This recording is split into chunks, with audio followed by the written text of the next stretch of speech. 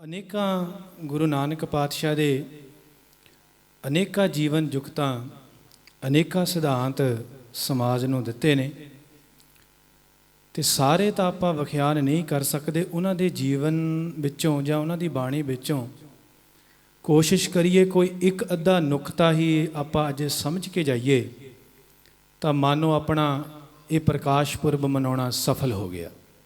ਕਰੋ ਰਸਨਾ ਨੂੰ ਪਵਿੱਤਰ, ਸਾਰੇ ਇੱਕ ਰਸ ਹੋ ਕੇ ਆਖੋ ਕਿ ਸਤਿਗੁਰ ਨਾਨਕ ਪ੍ਰਗਟਿਆ, ਜਿਉਂ ਕਰ ਸੂਰਜ ਨਿਕਲਿਆ, ਤਾਰੇ ਛਪੇ ਅੰਧੇਰ ਪਲੋਆ,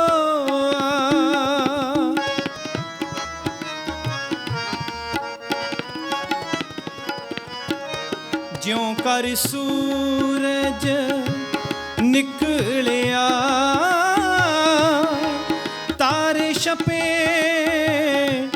ਅੰਧੇਰ ਪਲੋਆ, ਤਾਰੇ ਛਪੇ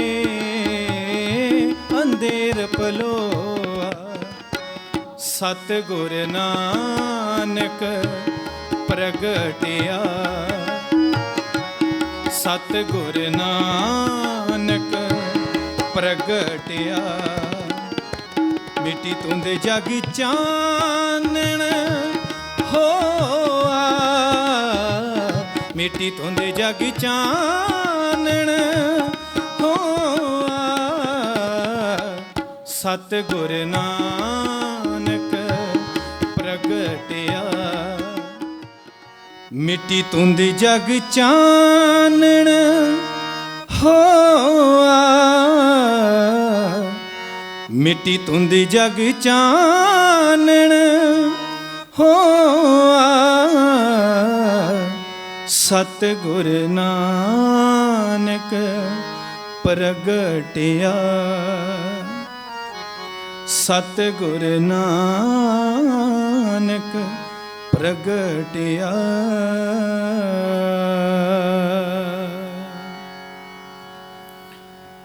ਸਤਿਗੁਰ ਨਾਨਕ ਪ੍ਰਗਟਿਆ, ਮਿੱਟੀ ਧੁੰਦ ਜਗ ਚਾਨਣ ਹੋਆ। ਸਤ ਸੰਗੀਓ, ਲਫ਼ਜ਼ ਇੱਥੇ ਜਨਮਿਆ ਵੀ ਵਰਤਿਆ ਜਾ ਸਕਦਾ ਸੀ। ਪ੍ਰਗਟਿਆ ਦੀ ਜਗ੍ਹਾ ਜਨਮਿਆ ਵੀ ਵਰਤਿਆ ਜਾ ਸਕਦਾ ਸੀ, ਪਰ ਪ੍ਰਗਟਿਆ ਵਰਤਿਆ ਹੈ। ਕਿਉਂ? ਕਿਉਂਕਿ ਜਿਸ ਦਾ ਜਨਮ ਹੈ ਉਸ ਦਾ ਮਰਨ ਵੀ ਨਾਲ ਹੈ। ਜਿਹੜਾ ਪ੍ਰਗਟ ਹੈ ਉਹ ਛੁਪ ਤਾਂ ਸਕਦਾ ਹੈ, ਜਿਸ ਤਰ੍ਹਾਂ ਸੂਰਜ ਪ੍ਰਗਟ ਹੁੰਦਾ ਹੈ, ਉਦੇ ਹੁੰਦਾ ਹੈ, ਛੁਪ ਜਾਂਦਾ ਹੈ, ਪਰ ਇਹਦਾ ਮਤਲਬ ਇਹ ਨਹੀਂ ਕਿ ਸੂਰਜ ਦੀ ਰੌਸ਼ਨੀ ਖਤਮ ਹੋ ਗਈ। ਜੋ ਚੰਦਰਮਾ ਹੈ ਉਹਦੀ ਵੀ ਆਪਣੀ ਰੌਸ਼ਨੀ ਨਹੀਂ, ਜਦੋਂ ਸੂਰਜ ਛਿਪ ਜਾਂਦਾ ਹੈ ਉਹਦੀਆਂ ਜੋ ਕਿਰਨਾਂ ਨੇ ਉਹ ਚੰਦਰਮਾ 'ਤੇ ਪੈਂਦੀਆਂ ਨੇ। ਸਤਿਗੁਰ ਆਖਦੇ ਨੇ ਕਿ ਜਿਹੜਾ ਸੂਰਜ ਹੈ ਇਹੀ ਆਪਣੀ ਰੌਸ਼ਨੀ ਚੰਦਰਮਾ ਨੂੰ ਦਿੰਦਾ ਹੈ। ਭਾਵ ਕਿ ਜਿਹੜੀ ਦੇਖੋ ਵਿਗਿਆਨ ਨੇ ਤਾਂ ਇਹ ਅੱਜ ਖੋਜ ਕੀਤੀ ਹੈ ਕਿ ਜਿਹੜੀ ਚੰਦਰਮਾ ਦੀ ਰੌਸ਼ਨੀ ਹੈ ਇਹ ਸੂਰਜ ਦੀ ਹੈ, ਉਹਦੀ ਆਪਣੀ ਨਹੀਂ। ਪਰ ਸਤਿਗੁਰਾਂ ਨੇ ਤਾਂ ਕਈ ਸਦੀਆਂ ਪਹਿਲਾਂ ਇਹ ਆਖ ਦਿੱਤਾ ਸੀ ਕਿ ਜਿਹੜੀ ਚੰਦਰਮਾ ਦੀ ਰੌਸ਼ਨੀ ਹੈ ਇਹ ਆਪਣੀ ਨਹੀਂ, ਇਹ ਸੂਰਜ ਦੀਆਂ ਕਿਰਨਾਂ ਹੀ ਇਹਨੂੰ ਰੌਸ਼ਨ ਕਰਦੀਆਂ। ਸੂਰਜ ਛਿਪ ਜਾਂਦਾ ਹੈ, ਪਰ ਇਹਦਾ ਮਤਲਬ ਇਹ ਨਹੀਂ ਕਿ ਸੂਰਜ ਖਤਮ ਹੋ ਗਿਆ, ਉਹ ਫੇਰ ਉਦੇ ਹੁੰਦਾ ਹੈ। ਉਹ ਜਦੋਂ ਛਿਪ ਜਾਂਦਾ ਹੈ ਉਦੋਂ ਵੀ ਆਪਣੀ ਰੌਸ਼ਨੀ ਚੰਦਰਮਾ ਨੂੰ ਦਿੰਦਾ ਹੈ। ਤੇ ਸਤਿਗੁਰੂ ਨਾਨਕ ਪਾਤਸ਼ਾਹ ਜਦੋਂ ਰੂਹੇ ਜ਼ਮੀਨ ਤੇ ਆਏ, ਆਗਮਨ ਕਿਉਂ ਹੋਇਆ, ਕੀ ਮਕਸਦ ਸੀ ਸਤਿਗੁਰਾਂ ਦੇ ਆਉਣ ਦਾ, ਇਹ ਤੇ ਆਪਾਂ 2 ਮਿੰਟ ਗੱਲ ਕਰਕੇ ਫਿਰ ਅੱਗੇ ਚੱਲੀਏ। ਦੇਖੋ, ਜਿਹੜੀ ਇੱਕ ਕ੍ਰਾਂਤੀ ਦੀ ਲਹਿਰ ਪਿੱਛੋਂ ਚੱਲੀ ਆ ਰਹੀ ਸੀ, ਸਤਿਗੁਰ ਨਾਮਦੇਵ, ਸਤਿਗੁਰ ਕਬੀਰ ਜੀ, ਸਤਿਗੁਰ ਰਵਿਦਾਸ ਮਹਾਰਾਜ ਆਦਿਕ ਜੋ ਇਹਨਾਂ ਦੇ ਸੰਤ ਸਾਥੀ ਸਨ, ਇਹਨਾਂ ਨੇ ਇੱਕ ਕ੍ਰਾਂਤੀ ਦੀ ਲਹਿਰ ਸ਼ੁਰੂ ਕੀਤੀ ਸੀ।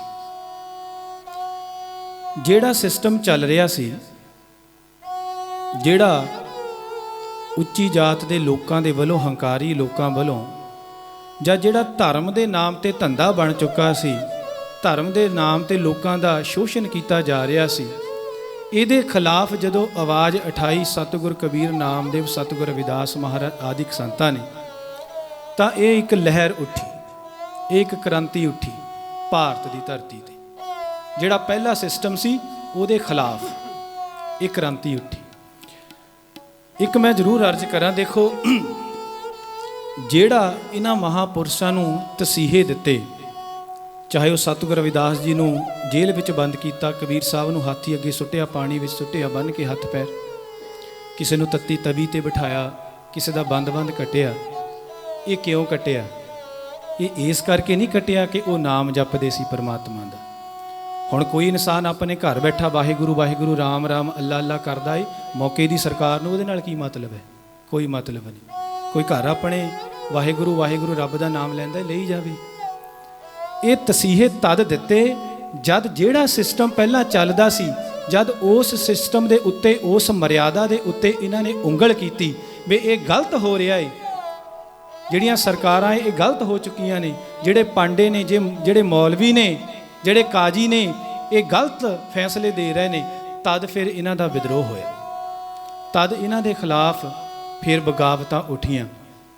ਸਤਸੰਗੀਓ, ਹੋਰ ਨਾਮ ਜਪਣ ਦੇ ਨਾਲ, ਨਾਮ ਜਪਣ ਤਾਂ ਲੋਕ ਸੋਭਾ ਕਰਦੇ ਨੇ, ਚਾਹੇ ਬੰਦਾ ਅੰਦਰੋਂ ਕਪਟੀ ਹੀ ਬੈਠਾ ਹੋਵੇ ਸਮਾਧੀ ਲਾ ਕੇ, ਪਰ ਜਦੋਂ ਇਨਸਾਨ ਮੂੰਹ ਤੇ ਕਿਸੇ ਦੇ ਸੱਚ ਬੋਲਦਾ ਹੈ ਨਾ, ਜਦੋਂ ਮੂੰਹ ਤੇ ਸੱਚ ਬੋਲਦਾ ਹੈ, ਜਦੋਂ ਦੁਸ਼ਟ ਨੂੰ ਦੁਸ਼ਟ ਕਹਿੰਦਾ ਹੈ, ਜਦੋਂ ਗਲਤ ਦਾ ਵਿਦਰੋਹ ਕਰਦਾ ਹੈ, ਤਾਂ ਫਿਰ ਦੁਸ਼ਮਣੀ ਪੈਦਾ ਹੁੰਦੀ ਹੈ, ਫਿਰ ਲੋਕੀ ਤੁਹਾਡੇ ਖਿਲਾਫ ਹੁੰਦੇ। ਤੇ ਇਹ ਜਿਹੜੀ ਕ੍ਰਾਂਤੀ, ਇਹ ਸਤਿਗੁਰ ਕਬੀਰ ਸਤਿਗੁਰ ਨਾਮਦੇਵ ਆਦਿਕ ਸੰਤਾਂ ਨੇ ਇਹਨੂੰ ਆਰੰਭ ਕੀਤਾ।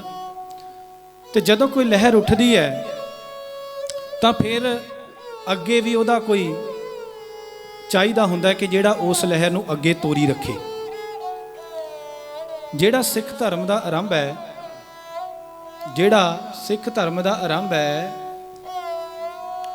ਜਿਹੜੇ ਪ੍ਰਚਾਰਕ ਨੇ ਮੰਨਦੇ ਨੇ ਕਿ ਸਿੱਖ ਧਰਮ ਦੇ ਮੋਢੀ ਜਾਂ ਸਿੱਖ ਧਰਮ ਗੁਰੂ ਨਾਨਕ ਪਾਤਸ਼ਾਹ ਤੋਂ ਆਰੰਭ ਹੋਇਆ ਹੈ। ਇੱਥੇ ਹੀ ਆ ਕੇ ਸਾਡੀ ਸੋਚ ਦਾ ਉਹਨਾਂ ਦੇ ਨਾਲ ਟਕਰਾਅ ਹੋ ਜਾਂਦਾ ਹੈ ਕਿ ਸਿੱਖ ਧਰਮ ਦਾ ਆਰੰਭ ਜਾਂ ਸਿੱਖ ਲਹਿਰ ਦਾ ਆਰੰਭ ਇਹ ਗੁਰੂ ਨਾਨਕ ਪਾਤਸ਼ਾਹ ਤੋਂ ਨਹੀਂ ਹੋਇਆ, ਇਹ ਤਾਂ ਗੁਰੂ ਕਬੀਰ, ਗੁਰੂ ਨਾਮਦੇਵ, ਤਾਂ ਗੁਰੂ ਰਵਿਦਾਸ ਜੀ, ਇਹਨਾਂ ਤੋਂ ਇਹ ਲਹਿਰ ਚੱਲ ਪਈ ਸੀ। ਇਹ ਸਿੱਖੀ ਦੀ ਲਹਿਰ, ਇਹ ਕ੍ਰਾਂਤੀਕਾਰੀ ਲਹਿਰ ਇਹਨਾਂ ਤੋਂ ਆਰੰਭ ਹੋ ਗਈ ਸੀ। ਗੁਰੂ ਨਾਨਕ ਪਾਤਸ਼ਾਹ ਨੇ ਉਸ ਲਹਿਰ ਨੂੰ ਅੱਗੇ ਵਧਾਇਆ ਹੈ, ਘਰ ਘਰ ਵਿੱਚ ਉਸ ਲਹਿਰ ਨੂੰ ਪਹੁੰਚਾਇਆ ਹੈ। ਨਹੀਂ ਤੇ ਬਾਣੀ ਨੂੰ ਪੜ੍ਹ ਕੇ ਦੇਖ ਲਓ, ਜਗ੍ਹਾ ਜਗ੍ਹਾ ਸਤਿਗੁਰੂ ਆਖਦੇ ਨੇ ਕਿ ਅਸੀਂ ਤਾਂ ਇਹ ਸੁਮੱਤ ਭਾਈ ਭਗਤਾਂ ਤੋਂ ਹੈ, ਸੰਤਾਂ ਤੋਂ ਹੈ, ਕਿ ਜੋ ਅਸੀਂ ਲੈ ਕੇ ਚੱਲੇ ਹਾਂ ਮਿਸ਼ਨ, ਇਹ ਸਾਨੂੰ ਮਿਲਿਆ ਇਹਨਾਂ ਤੋਂ ਹੈ। ਬਾਣੀ ਇਸ ਗੱਲ ਦੀ ਹਾਮੀ ਭਰਦੀ ਹੈ। ਤੇ ਗੁਰੂ ਨਾਨਕ ਪਾਤਸ਼ਾਹ ਦਾ ਵੀ ਆਗਮਨ, ਜੋ ਲਹਿਰ ਚੱਲ ਰਹੀ ਸੀ ਉਹਨੂੰ ਅੱਗੇ ਵਧਾਉਣ ਦੇ ਲਈ ਹੋਇਆ। ਤੇ ਸਤਸੰਗੀਓ, ਇਸ ਲਹਿਰ ਦੇ ਚੱਲਦਿਆਂ ਸਤਿਗੁਰ ਪਾਤਸ਼ਾਹ ਨੇ ਬਹੁਤ ਸਾਰੀਆਂ ਉਦਾਸੀਆਂ ਕੀਤੀਆਂ, ਭਰਮਣ ਕੀਤਾ। ਭਰਮਣ ਕਰਦੇ ਨੇ, ਸਾਰੀ ਦੁਨੀਆ ਨੂੰ ਤਾਰਦੇ ਨੇ, ਭਰਮਾਂ ਵਿੱਚ ਫਸੇ ਹੋਏ ਲੋਕਾਂ ਦੇ ਭਰਮ ਕੱਢਦੇ ਨੇ। ਸਮਝਾਉਣ ਦਾ ਤਰੀਕਾ ਬੜਾ ਸਰਲ ਹੈ ਤੇ ਬੜਾ ਮਿੱਠਾ ਹੈ ਗੁਰੂ ਨਾਨਕ ਪਾਤਸ਼ਾਹ ਦੇ ਸਮਝਾਉਣ ਦਾ ਤਰੀਕਾ।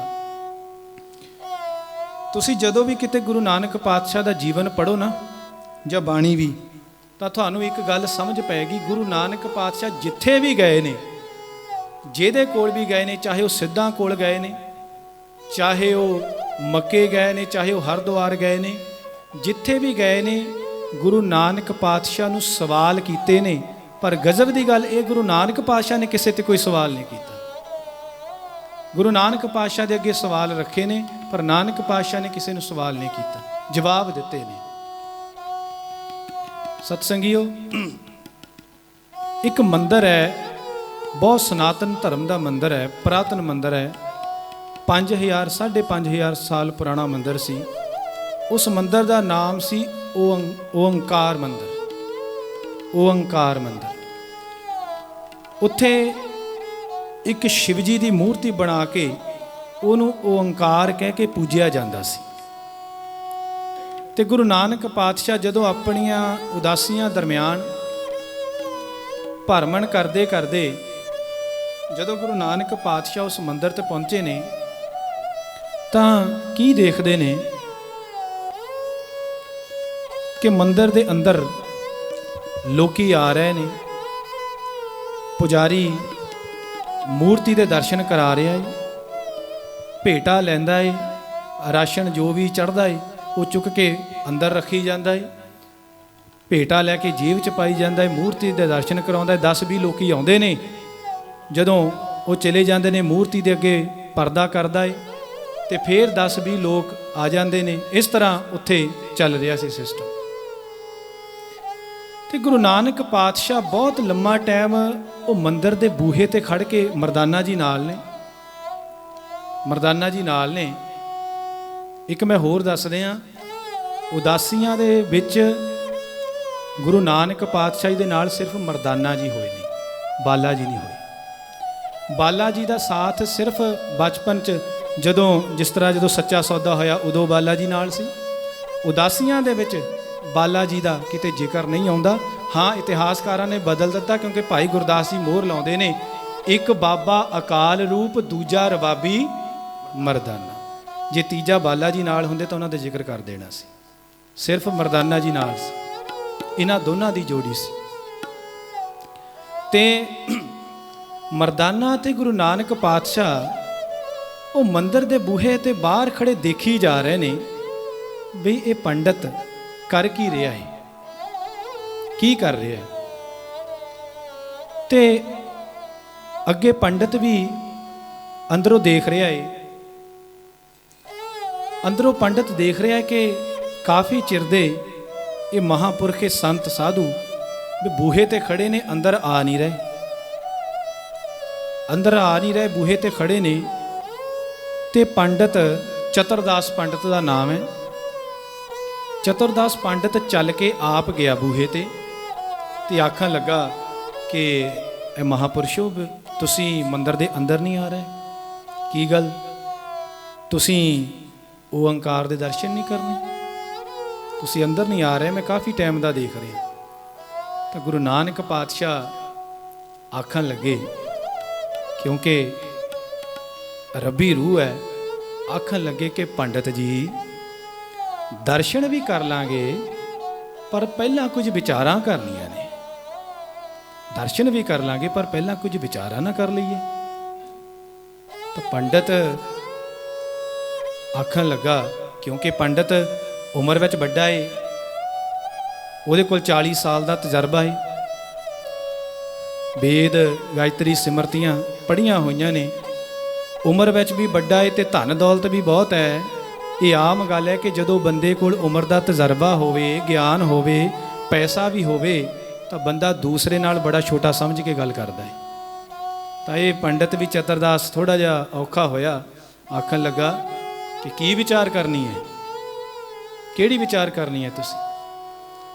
ਤਾਂ ਗੁਰੂ ਨਾਨਕ ਪਾਤਸ਼ਾਹ ਥੋੜ੍ਹੇ ਜਿਹੇ ਮੁਸਕਰਾਏ, ਹੱਸ ਕੇ ਆਖਣ ਲੱਗੇ ਕਿ ਪੰਡਤ ਜੀ ਵਿਚਾਰ ਤੁਹਾਡੇ ਨਾਲ ਕੱਲਿਆਂ ਦੇ ਨਾਲ ਕਰਨੀ ਹੈ, ਸਾਰਿਆਂ ਦੇ ਸਾਹਮਣੇ ਨਹੀਂ ਕਰਨੀ, ਤੁਹਾਡੇ ਨਾਲ ਕੱਲਿਆਂ ਨਾਲ ਵਿਚਾਰ ਕਰਨੀ ਹੈ।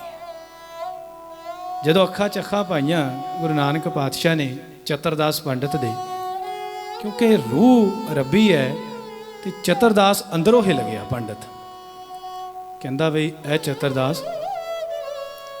ਚਤੁਰਦਾਸ ਬਈ ਅੱਜ ਤੱਕ ਲੋਕ ਬਹੁਤ ਮੰਦਿਰ 'ਚ ਆਏ ਨੇ, ਤੇਰੇ ਨਾਲ ਵਿਚਾਰਾਂ ਵੀ ਬਹੁਤ ਕੀਤੀਆਂ ਨੇ, ਤੂੰ ਬੜੇ ਦਰਸ਼ਨ ਕਰਵਾਉਂਦਾ ਏ, ਅਰਦਾਸਾਂ ਬੇਨਤੀਆਂ ਵੀ ਕਰਦਾ ਏ, ਪਰ ਇਹ ਜੋ ਬੋਲ ਨਿਕਲੇ ਨੇ ਮੈਨੂੰ ਇਸ ਤਰ੍ਹਾਂ ਲੱਗਦਾ ਏ ਕਿ ਇਹਨਾਂ ਮਹਾਂਪੁਰਖਾਂ ਨੇ ਤੈਨੂੰ ਅੰਦਰ ਤੱਕ ਦੇਖ ਲਿਆ ਏ ਵੀ ਮੈਂ ਹਾਂ ਕੀ।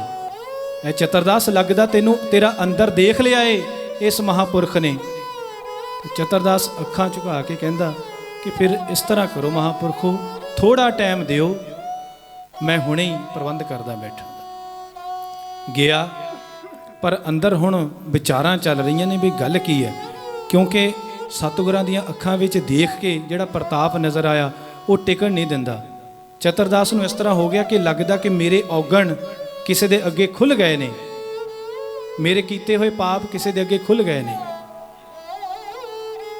ਜਦੋਂ ਗਿਆ ਦਰਸ਼ਨ ਕਰਾਏ ਸੰਗਤ ਨੂੰ, ਤੇ ਸੰਗਤ ਨੂੰ ਬਾਹਰ ਜਾਣ ਲਈ ਕਿਹਾ, ਤੇ ਗੁਰੂ ਨਾਨਕ ਪਾਤਸ਼ਾਹ ਤੇ ਮਰਦਾਨਾ ਜੀ ਨੂੰ ਕਿਹਾ ਕਿ ਆਓ ਮਹਾਂਪੁਰਖੋ ਅੰਦਰ ਆਓ।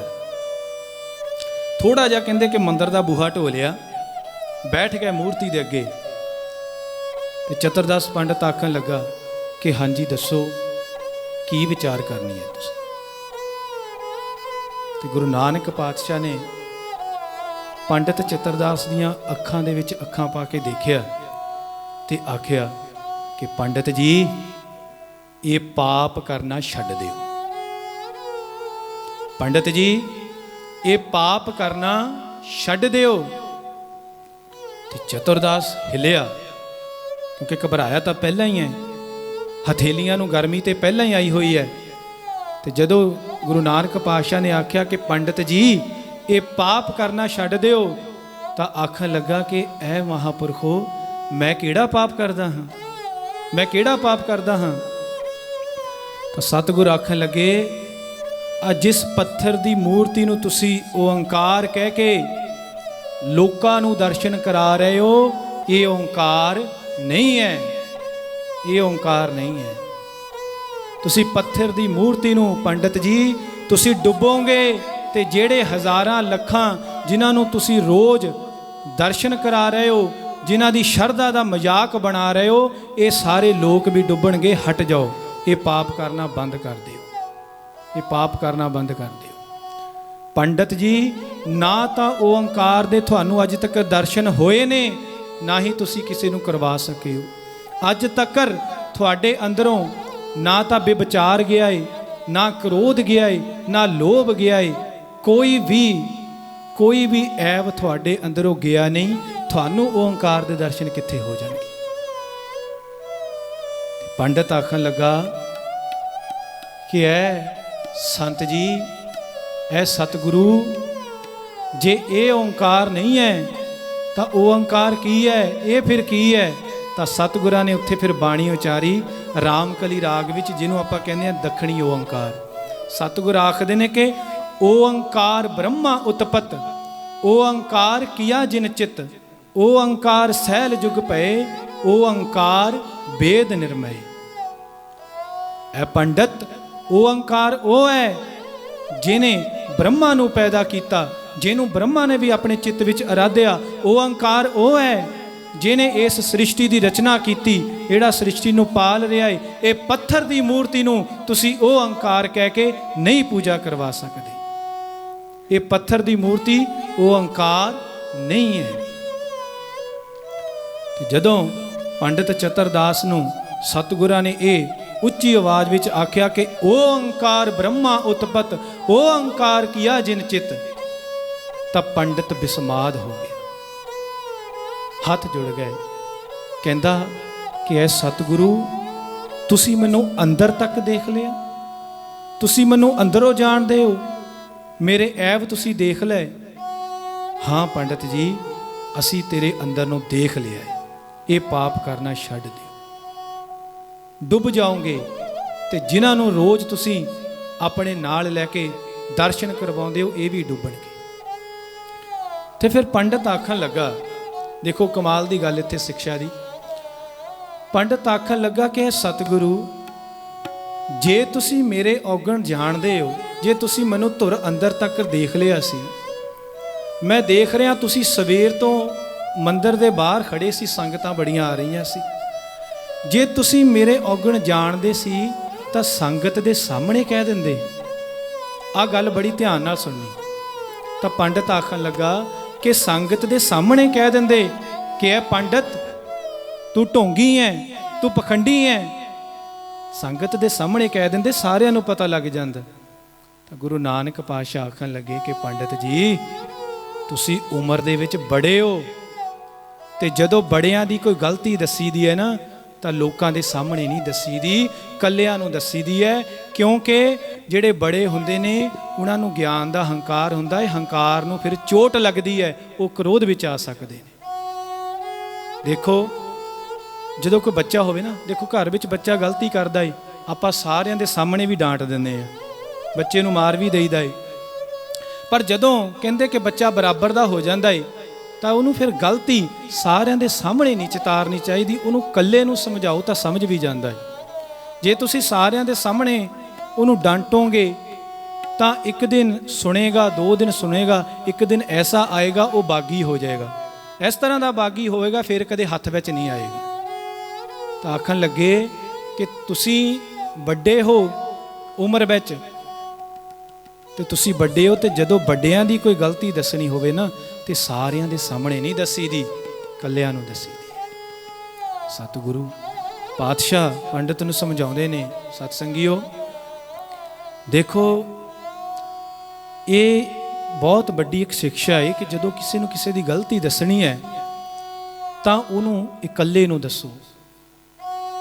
ਪਰ ਨਹੀਂ, ਮੈਂ ਤਾਂ ਦੇਖਦਾ ਜਿਹੜੀ ਸਾਡੀ ਜਮਾਤ ਹੈ ਪਾਠੀਆਂ ਦੀ, ਕੀਰਤਨੀਆਂ ਦੀ, ਜੇਕਰ ਕੋਈ ਪਾਠੀ, ਕੋਈ ਭਾਈ ਸਹਿਬਾਨ ਬਾਣੀ ਗਲਤ ਪੜ੍ਹ ਰਿਹਾ ਹੈ, ਸ਼ੁੱਧ ਨਹੀਂ ਪੜ੍ਹ ਰਿਹਾ, ਜੇਕਰ ਕਿਤੇ ਉਹਨੂੰ ਕਹਿ ਦਿਓ ਵੀ ਭਾਈ ਤੂੰ ਸੰਥਿਆ ਲੈ ਲੈ, ਤੂੰ ਸਹੀ ਨਹੀਂ ਕਰ ਰਿਹਾ, ਤਾਂ ਮੋਹਰੇ ਜਵਾਬ ਪਤਾ ਕੀ ਹੁੰਦਾ ਹੈ?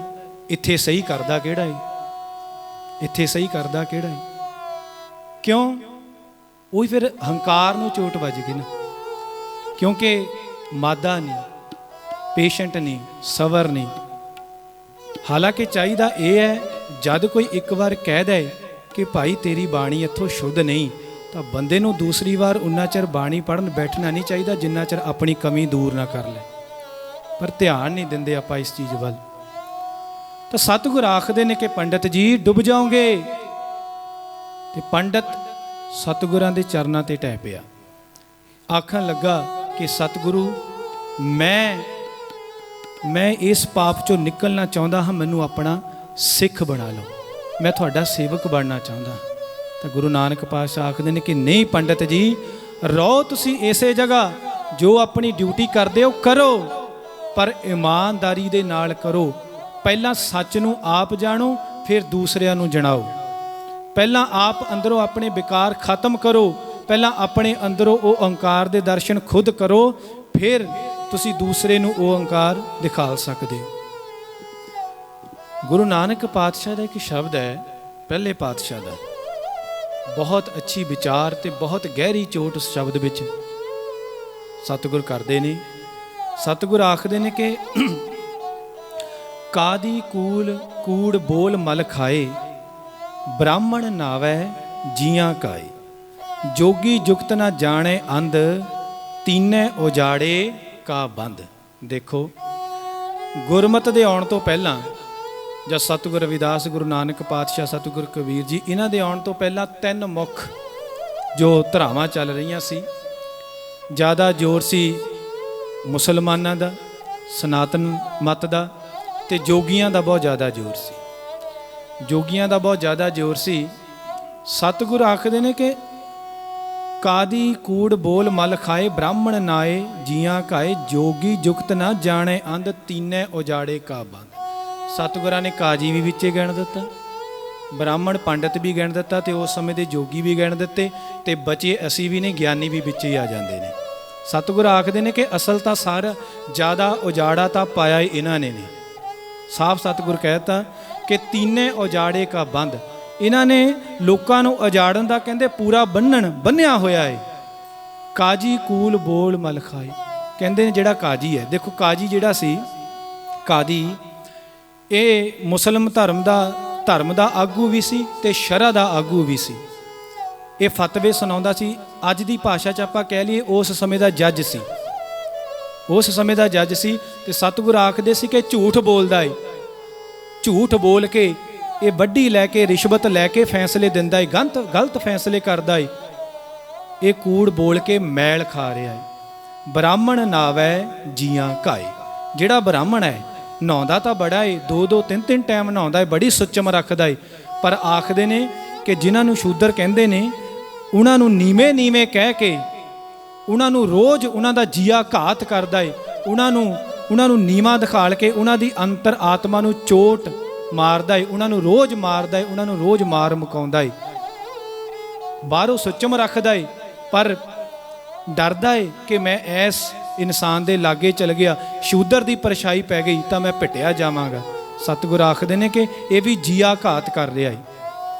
ਜੋਗੀ ਜੁਗਤ ਨਾ ਜਾਣੇ ਅੰਧ, ਜਿਹੜਾ ਜੋਗੀ ਹੈ ਇਹ ਕਹਿੰਦੇ ਇਹ ਤੁਰਿਆ ਤਾਂ ਹੈਗਾ ਪਹਾੜਾਂ ਵੱਲ, ਕੰਨਾਂ ਵਿੱਚ ਮੁੰਦਰਾ ਵੀ ਪਾ ਲਈਆਂ ਨੇ, ਪਰ ਇਹਨੂੰ ਜੁਗਤੀ ਪਤਾ ਨਹੀਂ।